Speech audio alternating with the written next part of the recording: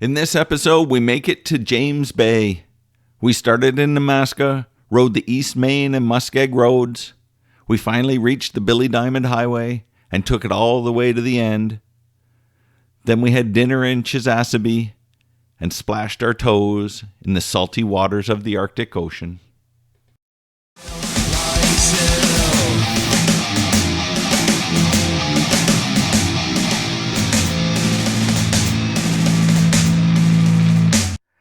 Hello friends, Tiger Coward here. Welcome back to my channel. Join me in this episode as we travel from the magical village of Nemaska to the shores of James Bay at Chisasibi. This was 2 days of absolute magic in the subarctic. Let's go. Hi Michael. What do you think of this campsite? Fantastic. One of the best places I've ever stayed. I agree. Fucking A. The first 10 kilometers on the North Road to the start of the Eastmain Road were awful. This was a re-ride from yesterday, and it was the toughest conditions that we would endure all day. That being said, everything is easier when you've had a good night's sleep and you have a smile on your face.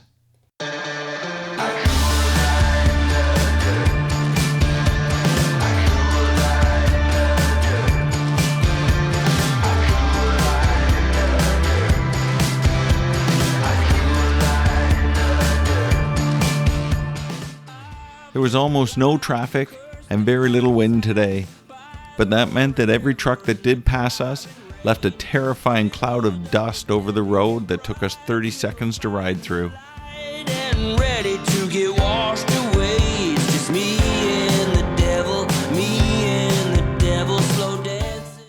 The Eastmain Road was a delight for both the road conditions and the scenery. We passed many lakes and rivers that were just fantastic.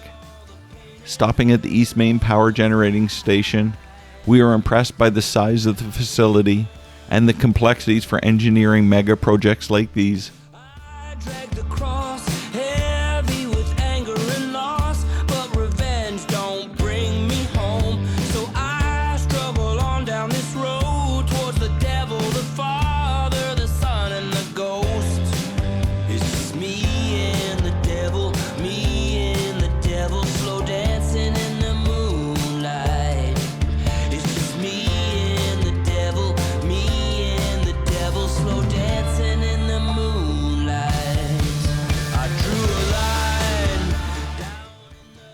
From there, we took the Illen Nam Muskeg Road north, and it too was well maintained and a pleasure to ride.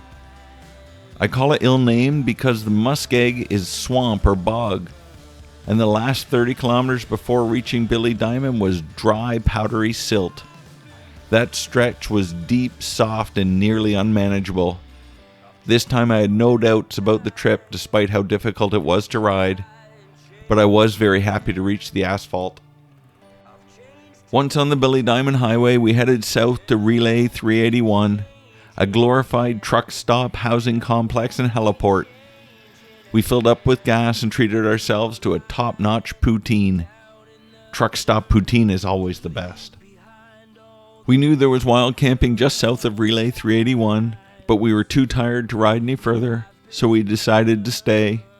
The parking lot camping is free, and the RV club that was staying there for the evening brought a whole festival vibe to it.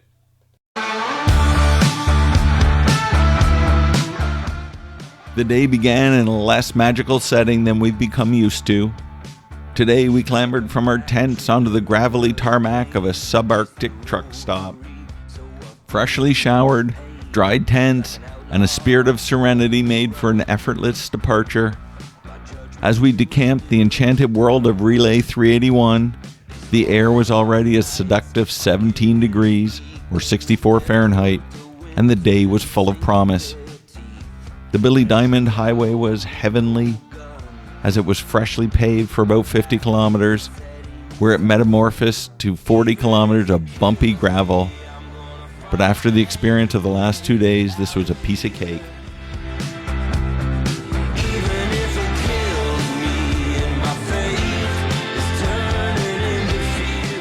Once we cleared the gravel, we were traveling on dilapidated asphalt with frost heaves and rim-busting potholes for 200 kilometers.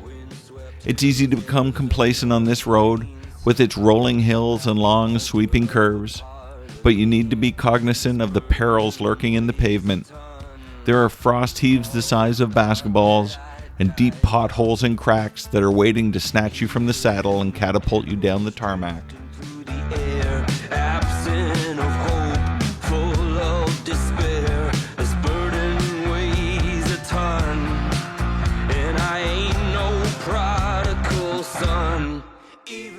After setting up our tents in the campground in Radisson, we headed 90 kilometers or 55 miles west to the Cree nation of Chisasibi. We were shocked by the size of the town.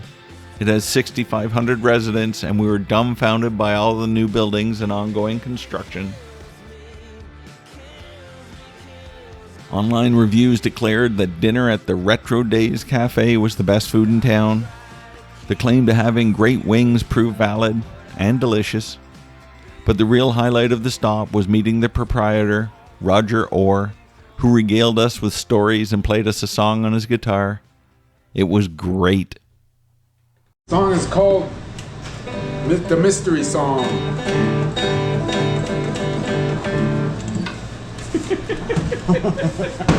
You'll be wondering. That's fantastic.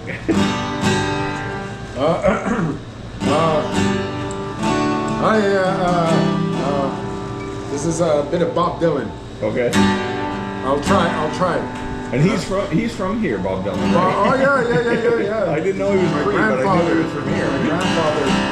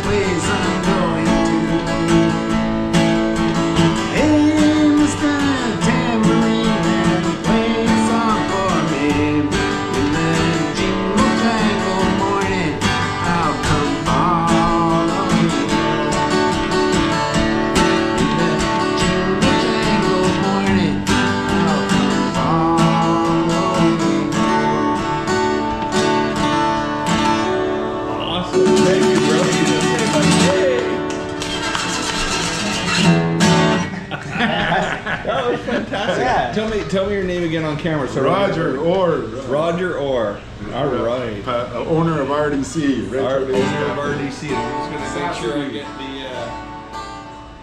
there. All right. The post-dinner festivities included a ride down a dusty washboard track to the bay. We parked our bikes amongst the local fishing canoes and splashed our hands in the salty waters of the Arctic Ocean. There was a stiff wind blowing from the bay, but the water was surprisingly warm, and so were our psyches. The views were magnificent, and I felt harmony. I'm not sure this serenity can be found in the south, but the call of the north was resonating deep in my soul.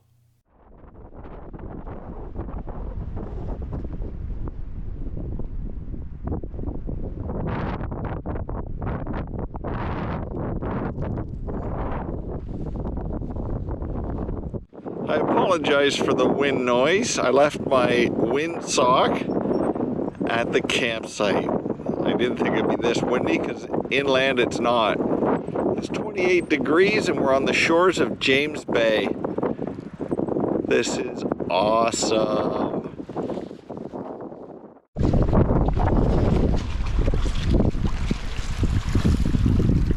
There's the spike at James Bay in the water. Perhaps the sereneness of the land is why everybody is so friendly here. We chatted with some local ladies who were out for an evening walk and they were absolutely lovely. On the beach, two cyclists from Wisconsin were celebrating the conclusion of their ride to the end of the Trans-Taiga and back. It turns out they were father and son and they were in their 40s and 70s. This was both amazing and humbling at the same time. Good on them. What an inspiration. As the sun began to escape across the Arctic, we set off to see the power generating stations LG1 and LG2, which dominate life in this region.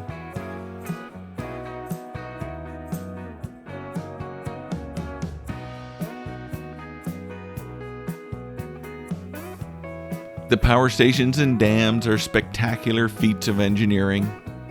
Our amazement of their size and output came with contemplation of the ecological impacts and the toll on the Cree people. The views were mesmerizing as the sun set on the taiga. Wow. Look at that. Holy smokes.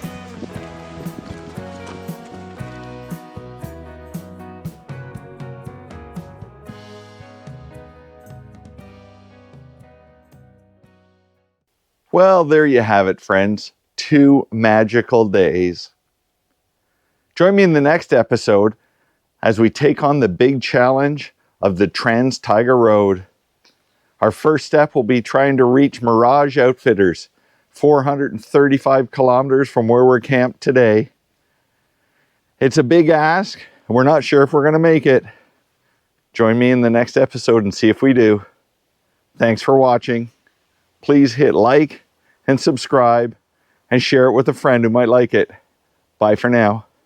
Go forth with an open mind and most importantly an open heart. And remember, self-care is not selfish.